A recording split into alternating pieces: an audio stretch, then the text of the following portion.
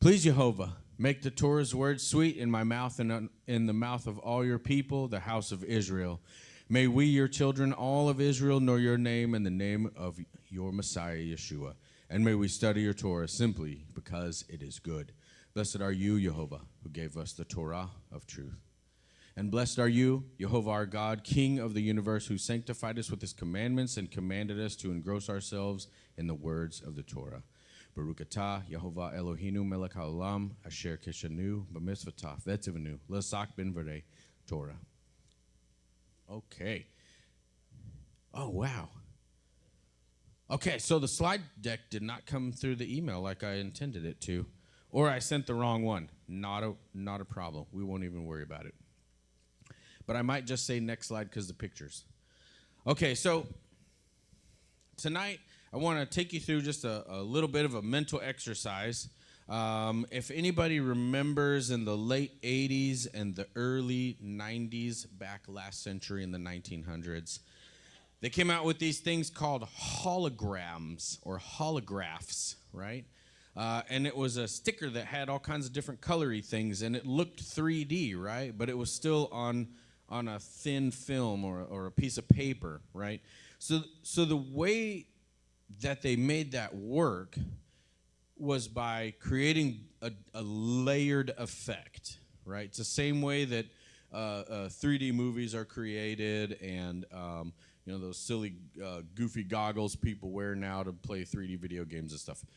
Okay, it's still on a screen. It's still a two-dimensional image, but by layering it or giving it a layered look, it makes it look like it has depth, right?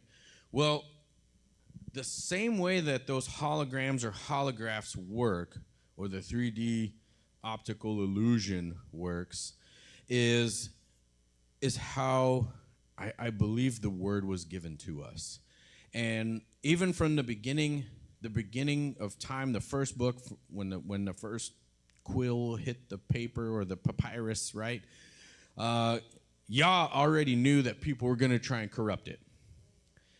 And, through different versions and people's interpretations and, different people's agendas and what they were trying and get you to believe, and they're still doing it today, he already knew that was going to happen.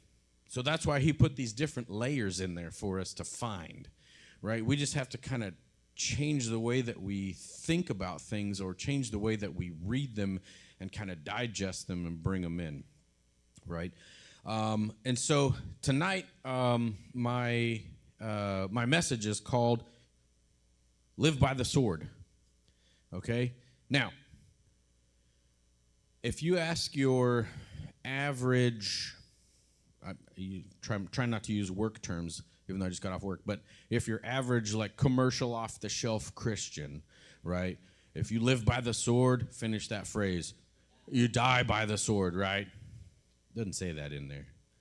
That's someone's interpretation, right? In Matthew 26, 52, in the complete Jewish Bible, it says, and Yeshua said to him, and this is talking about when they were in the garden and Peter cut off the guy's ear, and he says, put your sword back where it belongs, for everyone who uses the sword will die by the sword, right? Now, there's another translation that I like, and I should have wrote it down because I can't remember, but it's CEV, because I use the e-sword, and I have like 17 different translations on there. But it says, but Jesus told him, put your sword away. Anyone who lives by fighting will die by fighting, right? And then if we fast forward just a little bit into Psalms 44:6, it says, for I don't rely on my bow, nor can my sword give me victory, right? Peter was willing to fight for victory that night in the garden. They weren't going to take his Messiah. They were not going to take his rabbi. He was willing to lay down his life. And all of that happens in the blink of an eye, in a split second. He made that decision. No one's touching Yeshua tonight. I brought a sword, right? And he lunged forth and cuts the guy's ear off without even thinking twice about it. I'm probably assuming, and all that in just the blink of an eye, right? But then he was chastised by Yeshua. He was chastised, and he said, "Put your sword away. For everyone who uses that sword will die by that sword." And then later on in Psalms, he says, because you don't rely on your bow, and your sword's not going to bring you victory, right? Okay, so we have two different paradigms. We have Peter, who was willing to fight to the death to keep Yeshua off of the cross, right? Or the crucifixion post. And then later on, we're told that victory will not come by your sword. So two different paradigms, right? Two different layers of thinking. Okay? Now, Yeshua told Peter to put his sword away.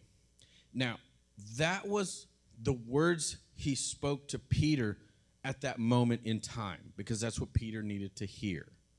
Because I think had Yeshua not told him that, he probably would have kept cutting people's ears off, and would have been a mess, and it probably would have just made Jesus' job a lot harder. Maybe not harder, but he would have been there for a little bit longer, putting people's ears back on, right? But there's a message for us in our time in that same instant.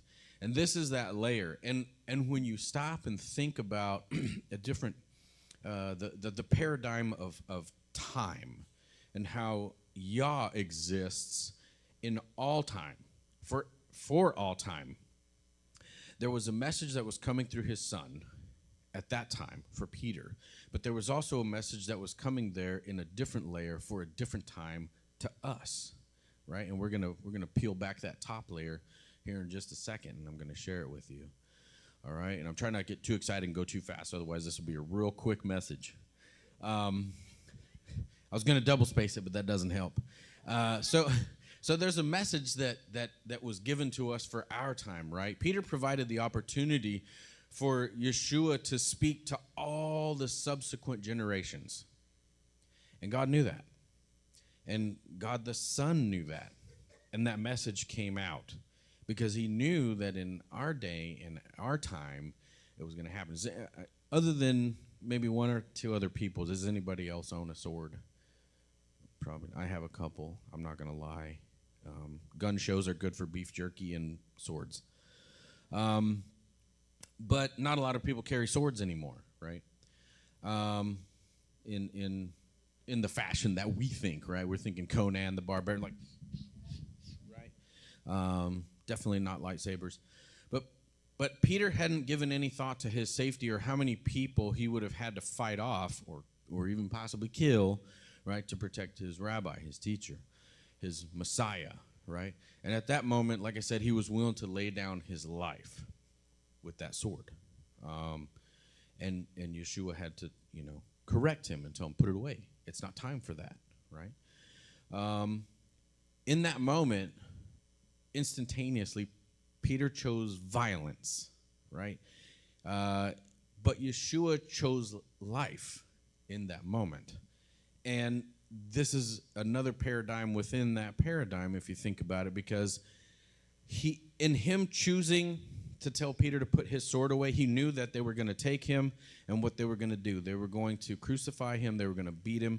They were going to put him up on that cross, and he was going to die.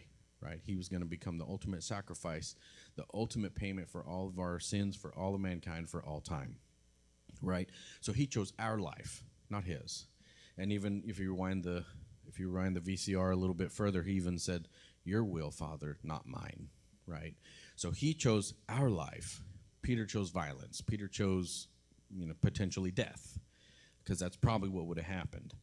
And so when Yeshua tells him to put away his sword, right? He says, put it away. It's not time for that.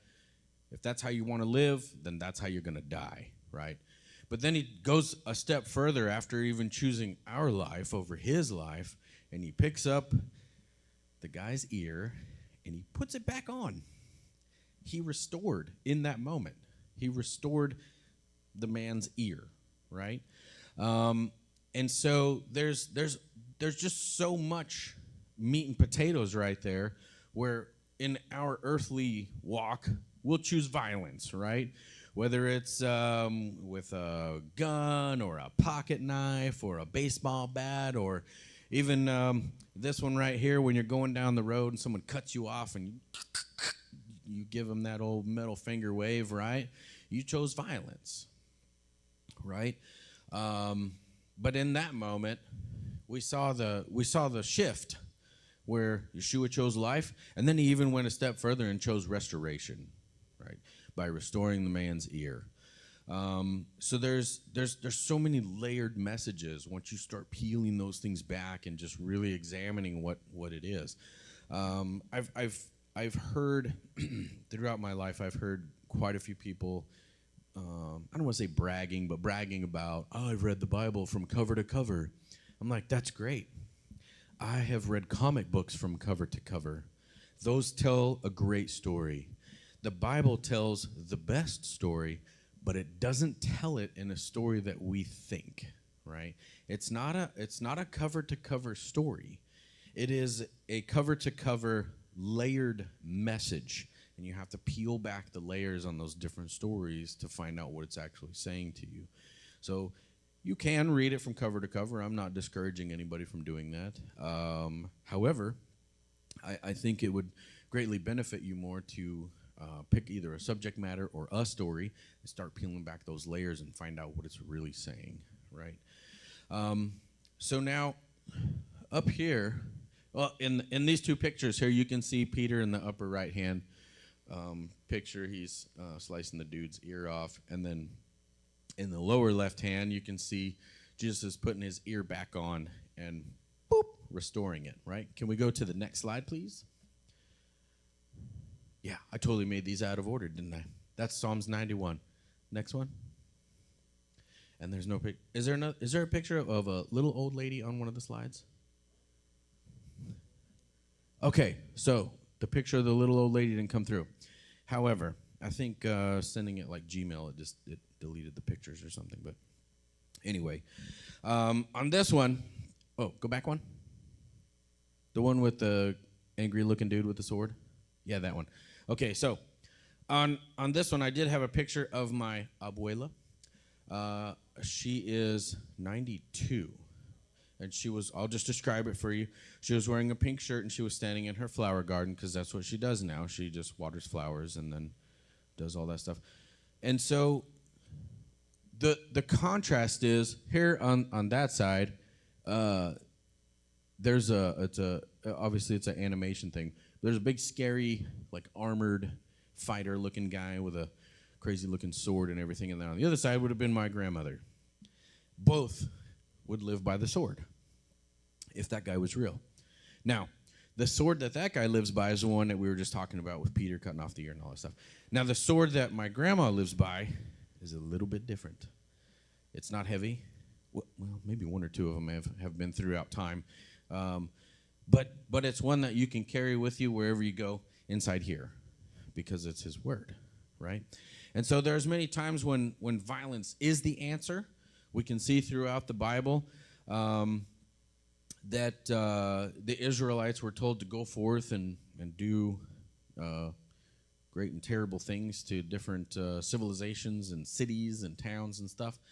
But sometimes those times of violence aren't exactly what we think, right? So peel back some of the layers on that and find out why. I don't think that Jehovah was just up there with the spinny wheel with names of towns on it and throws a dart and goes, all right, you guys go to that one and destroy everything, right? You can keep the chickens, but destroy everything else, right? He didn't do that. There was always a purpose, right? And so this is one of the reasons why he told us later in his word not to be quick to anger, because he already knew our nature. And just exhibited with Peter, first thing he chose was violence. I'm pretty sure he probably was angry at that time. I don't think he was operating out of the samurai handbook where you find your inner peace and that's how you fight. I'm pretty sure he immediately was angry because they were betrayed and they were trying to take his teacher. And he said, no, I choose violence right now. Doing his thing, right? And so that's why later on, when we peel back that other layer and the other stories, we're told not to be quick to anger, because a lot of times anger can rage like a fire and be out of control. And then if you put a sword in your hand, now you're out of control with a sword in your hand, right? No matter what that particular weapon is. And so he teaches us in that instance where he chooses our life and then restoration that we're supposed to approach volatile situations with a calm mind, right? We're supposed to control our thoughts, control our emotions, or they'll control us, right? Our emotions sometimes will take us down a path that can be hard to recover from. I'm sure I'll be the first one to admit I have definitely said some very mean things to some people, and you can't take it back. There's no takesies backsies on that one. It's one of those things that he even warns us throughout the word that our tongue is a very dangerous weapon. I can't hurt you physically with it, but I can tell you some stuff that will just burn in your mind for years to come. And that might be the single most thing that you remember me for. Well, that guy told me that I dress weird, so I don't like him anymore, right? It can literally change the way people think about themselves, the way they dress, the way they act. Just look at high school, right? If you notice, there's almost no originality anymore. Everybody wears the same stupid, I'll probably step on some toes here, but everybody wears those stupid Croc shoes, right? I'm not saying they're bad, so, don't get all upset on the internet and start, saying Josh doesn't like Crocs. They make great shower shoes when you are in the desert. I'll say that. But you can't run in them. You can't climb a mountain in them. You can go out and check the mail in them for sure. Definitely use them for shower shoes. They definitely have a purpose, but there's no originality anymore. Everybody wears the same style of clothes. Everybody colors their hair, the same stupid colors. If God wanted us to have orange or purple hair, then that's how he would have made us. Not saying that it's a sin or anything, but if you're calling attention to yourself, make sure you're doing it for the right reasons. But that's just to go to show you that emotions can take us down a path that it's hard to come back from. I'm sure there are quite a few people in school now that will forever be remembered as the rainbow-haired person, or the person that always just wore Crocs.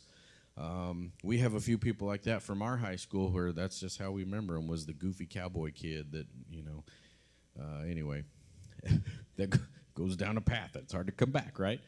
And all that to say that anger leads us down a path, and at the end of that path is hatred, right? And if hatred is not controlled, we know what the Bible tells us about hatred. Right? If you hate your brother or you hate your fellow man, you might as well have committed murder in your heart, right? And we all, I don't have to go into a big long sidebar on that, but we all know that there's no real degree of sin. He didn't put them in that order because that's the ascending order of like however many, prayers you got to say to be forgiven of that. They're all the same. Tell a white lie, tell a big lie. Murder someone, steal a piece of candy. It's all the same, right? It's disobedience. So when we look back through some of the stories, we see that Yah told the Israelites to destroy some towns and cities. As I mentioned earlier, Jericho, the Canaanites in Deuteronomy 20:18, the Philistines. They weren't to do this in anger or hatred. They were doing this in obedience, right? I'm not saying that I was there, so I don't know. Maybe somebody did get mad and they did get angry and they did fight that way. I don't know. That's between them and their creator, right? But Yah already knew the nature of the Israelites. He knew that they would fall prey to pagan practices that the inhabitants of those cities were engaging in. And so that's why he would tell them, go in there, destroy everything. Don't leave one rock on top of another rock. Burn all the idols, burn all the altars, burn the animals, burn the pictures on the wall. Don't leave anything. It's your land, but don't leave anything. Don't keep it. It's bad for you, right? Because he already knew what they were going to do. Those Israelites were They were some pesky people. And then in some instances, he actually told them, go in there, kill everybody, man, woman, children, but you can keep the animals. You can keep any, pirate gold if you find it or whatever. But he did tell them in some instances that they could keep some of that stuff, right? And there's different theories. Some of the theories I've heard is that the bloodlines of some of those people was corrupt with the Nephilim and so on and so forth, and some of them were married to different people that they should not have been married to, and so on and so forth. You can go down that rabbit hole on your own, but what I'll say is that at sometimes he told them to destroy entire civilizations, and sometimes he said you can keep some stuff. So violence sometimes was the answer. Sometimes they did live by the sword in those times, but it was in obedience, right? When you're flipping off the dude going down the highway, that's not in obedience, right? So when we take the holistic view of God, he is a God of peace. Now, throughout the Bible, he does spill a little bit of wrath on some people here and there. I remember some stories of the earth opening up and swallowing people because of their disobedience. But I would say probably 99% of the time, he was a God of peace. He was trying to help these Israelites find their way to the promised land. Sometimes they participated, and sometimes they chose to not participate, right? Now, his peace, though, we see, it comes through obedience, right? Much like the parent-child relationship, as long as my children are obedient and they do what I tell them to, things will be peaceful. Break that obedience, do something I told you not to do, or make that stupid sound one more time, and there's going to be violence, right? And my violence is usually in the form of I make them do dishes, or I make them do something that hurts them and takes away their time. So I wasn't always that way. Just, I'm not trying to say I'm the greatest parent ever. I'm not a good example at all. But I've come a long way. So we see that throughout the Bible, the balance is disrupted through disobedience, then correction follows, and then sometimes the chastisement follows that, right? Now, there's two ways that you can think about the word sword, right? S-W-O-R-D, right? Sword. Knights of the Round Table kind of stuff, right? Or S-word, right? Meaning, like, it kind of stands for, like, sovereign word, right? So I want to take you back to the book of John. In the beginning was the Word, and the Word was with God, and the Word was God. There are many of those paradigms that get overlooked and forgotten, right? So when we say, if you live by the sword, you will die by the sword, right? We're thinking immediately, if you live a violent life, then you're going to die a violent death. However, let me propose a different layer, a different point of view, a different way to look at something is, if you live by the sovereign word, the S word, right, sword, then you will die by that word as well. And when we look back and we say, okay, well, what is the word? And then it tells us. He answers us throughout time. The message is always there. You just have to peel back the layers and look for it. In the beginning was the Word, and the Word was with God, and the Word was God. He is the Word. The Word is Him. Mind just blown, right? So if he is the Word and the Word is him, and then we live by this word, we live by the sword, which when we go back, he gives us another answer, right? When we're putting on our armor of God, if you remember when I was using Abraham as the example, what was the sword, right? The sword is, in the Bible, it says the sword of the Spirit, which is the word of God, right? So that's the sword. This is your sword that you need to live by. Now, all the talk about peace and violence, this is peace because it's his word. He is peace. Peace is his word. He's also joy and all kinds of other things, right? But peace is the main one that I want to focus on tonight. Because if you have peace, those other things will follow, right? I don't know many people that can have joy without peace or joy through turmoil and stuff like that. Not to say that, like the story of Job, I'm sure he had some peace at times, but there was a lot of turmoil in that story as well. But peace, I think, is a keystone thing to have in order for those other things to come in, and it just kind of makes the flow a little bit easier, right? So in Revelation 1:16, it says, "In his right hand he held 7 stars. Out of his mouth went a sharp, double-edged sword, and his face was like the sun shining in full strength." Now, did a literal sword come out of his mouth?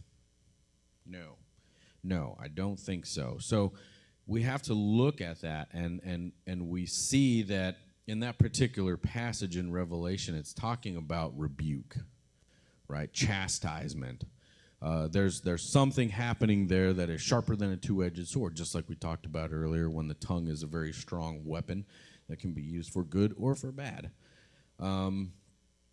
So another passage in Revelation is 2:16. Revelations 2, chapter 2, verse 16. It says, "Therefore, turn from these sins, otherwise I will come to you very soon and make war against them with the sword of my mouth." Revelations 19, chapter 19, verse 15. "And out of his mouth comes a sharp sword with which to strike down nations. He will rule them with a staff of iron. It is he who treads on the winepress, from which flows the wine of the furious rage of Adonai, God of heaven's armies." So we see that even though we're searching for peace, at some point, this word is also going to bring correction, chastisement, just like when Yeshua had to tell Peter in the garden, "Put your sword away. It's not time for that yet." Right? So there's two different things here. And then when we also look at those two passages, he's talking about bringing judgment down on those nations, on those peoples, right? But if we're living by the sword, I don't think we're going to have to worry about judgment falling on us, as long as we're living by this sword, right? And so when you think about it in that different light, when you peel back that layer of living by the sword, what everybody, the common, like I said, commercial off-the-shelf Christian thinks about as far as living off the sword or living by the sword, and then you take it and you peel back that layer and you say, oh, live by his sword, not my sword, right? That's when we can start turning ourselves around and realize that even the end part of that quote, right, is not that bad, right? Die by the sword. If I die by his word, he promises in his word that as long as I'm obedient, as long as I believe in him, I love my fellow man and I love him and I keep his commandments the best that I can, I'll be with him in paradise, right? I'll be with him in paradise. The created will return to the creator, right? We'll go back to the manufacturer, have all our recalls done, and have a perfect body, right? So in Ezekiel 33, chapter 33, verse 6, it says, "But if the watchman sees the sword coming and does not blow the shofar so that the people are not warned, and then the sword comes and takes any one of them, that one is indeed taken away in his guilt, but I will hold the watchman responsible for his death." Right? So this passage has a couple of different layers in it as well. For the time of Ezekiel, when that passage was written, it was about a literal watchman. The watchmen were on the wall. They were making sure that people weren't coming to attack the town or the city or the village, right? So then they blow the shofar, right, and people would run for I don't know what they did, but they'd probably go to the basement or something. And for that time, the watchmen, or for our time, when we peel back that layer and we look at the paradigm of throughout time, we're the watchmen. We are. Jimmy Dale, you're the watchman. Amy, you're the watchman. Brian, you're the watchman, right? And what's our job? Our job is to watch over the people who are not watching, keep our comms checks going with the Spirit, as well as studying, fellowshipping regularly with our Abba. But to also, when we see the signs that are spoken about in his word, we're supposed to sound that alarm. Hey guys, I saw this happen. I think this might be coming our way, right? I'm sure it doesn't take a rocket scientist to figure out, that there's some financial problems in a lot of countries around the world. I guess what's happening? The dishonest weights and measures are coming. They're coming out. They're coming out. That's another thing that God told us not to do, is be dishonest about stuff. What's the first thing that greedy people do when they get money in their hand? Dishonest, right? And so judgment's coming for them. But when we see the signs, we're supposed to sound the alarm, right? We're supposed to keep watch and warn those who were either asleep or otherwise not really paying attention to what may be coming. In the military, we have something called CQ, which is your charge of quarters, or fire guard, right? In case there's a fire, we're supposed to go bang on something or wake everybody up and get them out of the building. When you have charge of quarters, you're in charge of watching the only entrance and exit of the building at that moment, because everybody else is asleep, getting rest, right? So our job as watchmen is to keep watch and make sure that we sound that alarm, right? Now, what I would say, ask yourself, right, is what sword are you going to live by? What sword do you live by each and every day, right? We can all pledge tonight, I'm going to live by the word, I'm going to live by this sword. And then tomorrow when I'm traveling up I-95 and that guy cuts me off, I might live by a different sword, right? But so that's the struggle. That's the paradigm. That's why we have to study to show ourselves approved. And by studying it, he doesn't mean like we got to get our notebook out and we got to read and we got to write notes and we need to take notes on top of our notes and then put notes underneath those notes. The studying is we look at the different layers. We peel it back and we say, what's the message here? And we apply that to our life, right, with that different way of thinking, looking at it through a different lens, from a different angle, so we can see what the message is to us for our time, right? And so by doing that, we're seeking that relationship with him, because we're looking for a deeper meaning, and it's there. You just have to peel back the layers, right? And so what I would say is ask yourself, what sword do I live by? What sword am I going to live by? Some of us have lived by the literal sword, right? We've been deployed into some terrible places and had to do some bad things. And some of us live by the regular sword, this one here, right? Like my grandma. Even though she's 92, I'm pretty sure she could probably quote most of the Bible to you by memory. But take Pastor Jeff, right? He lives his life not only as a shepherd, but as a teacher, a disciple, a good example of someone who truly has a heart for God, right? That's why he gets up here and does this all the time. It's not because it's his job. And it's not because he likes to be on camera and baking under these lights and things like that. He does it because he has a true heart for living by the sword. And he does. Even to the point where sometimes he has to issue out a little bit of chastisement and a little bit of correction, sometimes a lot. But those are good examples, right? He studies and he prays, and then he studies a little bit more, and then the Spirit talks to him, and he walks every day with that. Am I saying Pastor Jeff is perfect? I don't think so. Probably Sister Gail could tell us a couple of times, maybe. That's for another sidebar. But I guarantee he's probably trying harder than a lot of us. I know he's trying harder than me. Sometimes I do let loose, I am a work in progress, but I'm getting there. I am getting there, right? So in Psalms chapter 52, verse 4, it talks about the tongue again as a sharp razor that plots destruction and works deception. So this is another thing to kind of keep in the back of your mind, right? As you're living by the sword, the S word, right? Make sure that you're watching your own weapon, right? In the military, we call it muzzle awareness. You don't point your weapon at something you don't intend to destroy, right? Same thing with your tongue. don't say something that you don't intend to destroy, right? We should always be building each other up, right? I think my brownie point count is like 7 million right now. Maybe it just went down a little bit. I'm not sure. But we'll see. But oftentimes we forget about what our words can do. They can build up or tear down.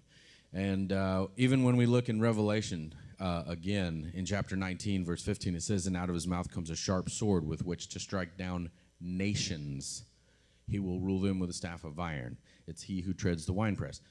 He's striking down nations, right? Nations. To just look at the depth of that, what he's going to do with his word. So it would behoove you to live by this sword, by his word, by him, right? So in closing, let me urge you to live by the sword. And I don't mean the mean sword. I mean the good sword, the nice sword, the one that tells us how to live, right? Because in the end of everything, it's his word, but it's also him. And so if we're living by him, we can't go wrong. We can't go wrong. And then we get to the end of that. Live by the sword and we die by the sword, right? But the Bible also tells us what? To be absent from the body is to be present with our Creator, with Adonai, right? And that's really the ultimate promise. That's the promised land, right? In the times of old, here's another paradigm for you. In the times of old, the promised land was a place flowing with milk and honey. We saw that. The spies went in. They brought back crazy grapes and stuff. And they're like, but there's giants. They missed out on their promised land. You know what our promised land is? I guarantee it's not some dirt on the earth. It's the forever time with our Creator, when the created returns back to the Creator, and we will exist with him in paradise forever. That's the promised land, right? And all we got to do is live by the sword, right? So I'd like to take you through John, a couple of verses here. In John chapter 12 and 26, it says, "If someone is serving me, let him follow me wherever I am.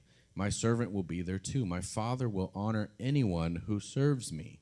Live by the sword. In John chapter 14, verse 15, "If you love me, you will keep my commands."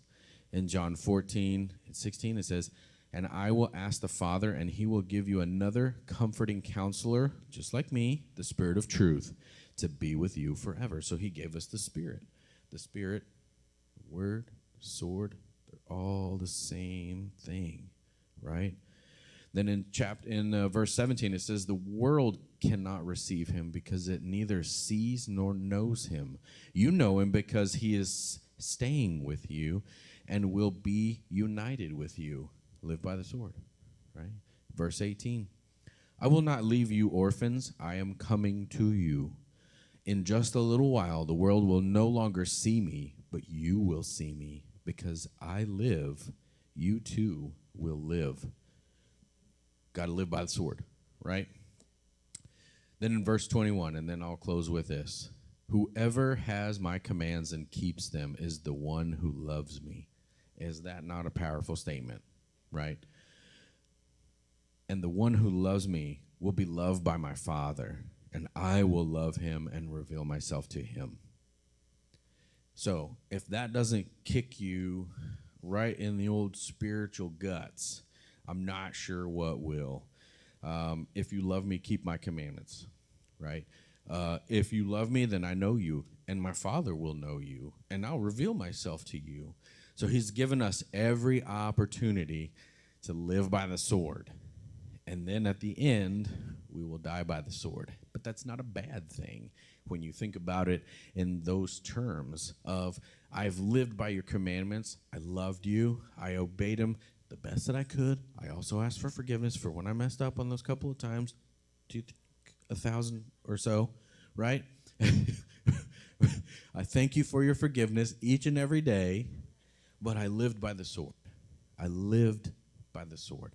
I believed in the Messiah. I accepted the Spirit to come into me and change me. I gave up all that stuff, even though sometimes like I returned to it and then I was like, ooh, it's not so good. And then you come back, right? We always make sure we come back and live by the sword. So that's my challenge to you, is to live by the sword. And each and every day, just make sure you do that comms check with the Spirit and say, dear Lord, please instill your spirit of peace inside me so that I don't live by the wrong sword today, so that I make sure that I live by the right sword. And that is the message that I had for you tonight. I hope you were blessed and opened your eyes a little bit on that one, because I know some people, when you say live by the sword, die by the sword, everybody immediately thinks about fighting, right?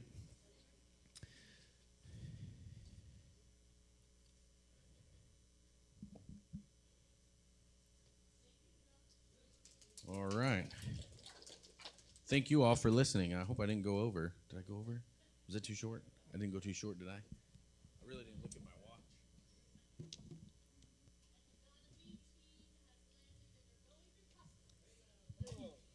Yes, the first team has come and gone through customs. So they are now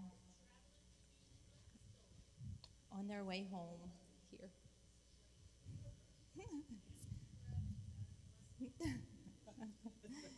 Praise.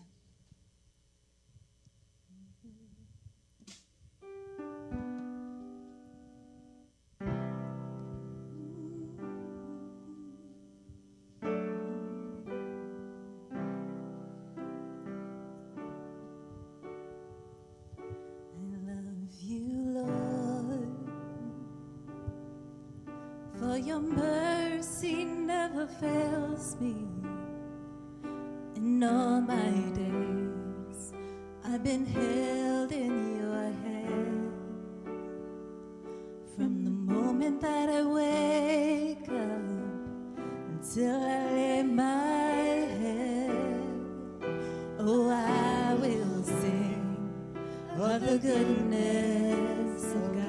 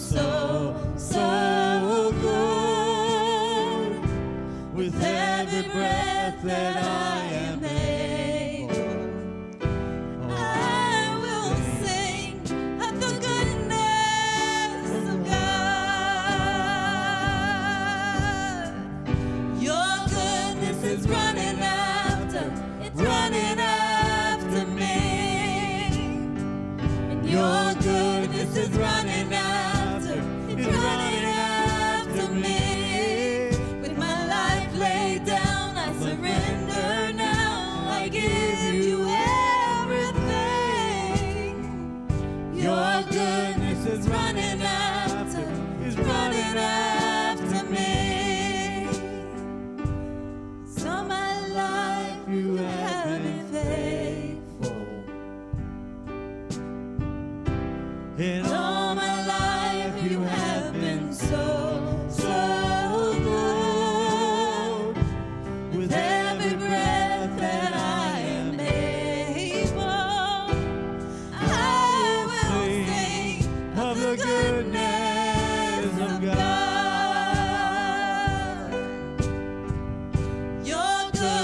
is running after, it's running after me. Your goodness is running after, it's running after me. With my life laid down, I surrender now. I give you everything. Your goodness is running after, it's running after me. So my life you have been faithful. And all my life you have been so, so good. With every breath that I am able, I will sing of the goodness of God. Hallelujah. Judah. 1, 2, 3. Praise Yahweh. We'll see you on Sabbath and welcoming the team back. Amen.